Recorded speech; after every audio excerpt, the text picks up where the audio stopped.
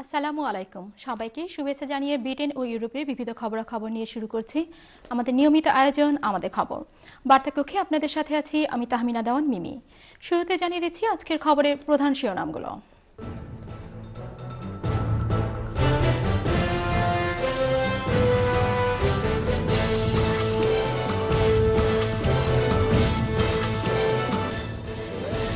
ফ্রান্সে নির্মিত প্রথম বাংলা টেলিছবি লাভ লক প্যারিসের প্রিমিয়ার শো অনুষ্ঠিত।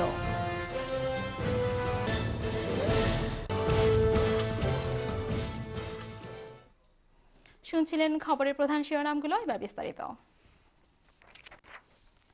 ফ্রান্সে নির্মিত প্রথম বাংলা টেলিছবি লাভ লক প্যারিসের প্রিমিয়ার শো অনুষ্ঠিত হয়েছে। এতে বিপুল সংখ্যক প্রবাসীরা উপস্থিত হয়ে এই প্রিমিয়ার শো উপভোগ করেন। বিস্তারিত থাকছে SM মাহবুবের ডেস্ক রিপোর্টে। চ্যানেল আই ইউরোপের পরিবেশনায় এবং কালচার প্লাসের প্রযোজনায় জমকালো আয়োজনে ফ্রান্সে নির্মিত প্রথম বাংলা টেলিছবি লাভ লক প্যারিস এর প্রিমিয়ার শো অনুষ্ঠিত হয়েছে। চ্যানেল আই ফ্রান্স প্রতিনিধি এমি হাশেম এর রচনা ও পরিকল্পনায় এবং কাজী টিপুর পরিচালনায় ফ্রান্সের আকর্ষণীয় স্থানগুলোতে নির্মিত এই টেলিছবির উদ্বোধনী প্রদর্শনী অনুষ্ঠানে প্রধান অতিথি হিসেবে উপস্থিত ছিলেন ফ্রান্সে নিযুক্ত বাংলাদেশের রাষ্ট্রদূত শহীদুল ইসলাম। বিশেষ অতিথি হিসেবে উপস্থিত ছিলেন চ্যানেল আই ইউরোপের ব্যবস্থাপনা পরিচালক রেজা আহমেদ ফয়সাল চৌধুরী শোয়েব। এ সময় অতিথিদের লাল গালিচা সংবর্ধনা এবং ফুল দিয়ে স্বাগত জানান কালচার প্লাসের সদস্যরা। টেলিফিল্মটা আমার খুবই ভালো লেগেছে। আমার যেটা মনে হয়েছে যে এই ফিল্মটা বাংলাদেশ থেকে যারা ফ্রান্সে এসেছে, এখানে বসবাস করছে অথবা পরিকল্পনা করছে বসবাস করার, সবার যে দৈনন্দিন জীবন, সংগ্রাম, সুখ দুঃখ সব কিছু উঠেছে। এবং ফিল্ম হিসেবেও এটা শিল্পোত্তীর্ণ এবং আমি আশা করি যে বাণিজ্যিকভাবে এর একটা সম্ভাবনা তৈরি হবে।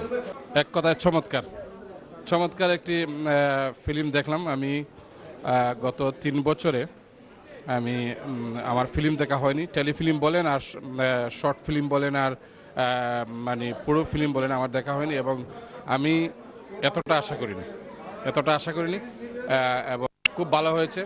আসলে আমি ডিরেক্টর হিসেবে খুবই আনন্দিত এখানের লোক সমাগম দেখে।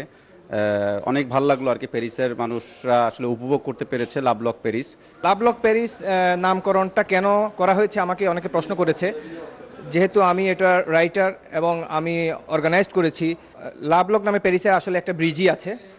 আর প্যারিস শব্দটা, আমরা যেহেতু প্যারিসে থাকি, আমাদের ভালোবাসাটা এখানে প্যারিসের মধ্যে লাভটা লক হয়ে আছে, তো এই কারণে নামটা দেওয়া। তাসলিমা ফেরদৌস রিমার পরিচালনায় এবং কালচার প্লাসের সভাপতি শরীফ আল মুমিনের সভাপতিত্বে প্যারিসের সাদ অদো লা ব্রাডিস সিনেমা থিয়েটারে অনুষ্ঠানে আরও উপস্থিত ছিলেন মূকাভিনেতা Partha Pratim Majumdar, Toulouse community associations, channel I এর জার্মানি প্রতিনিধি হাবিবুর রহমান হেলাল, ইতালি প্রতিনিধি এমদাদুল হক, ইউনেস্কো প্রতিনিধি সহ কমিউনিটির বিভিন্ন নেতৃবৃন্দ।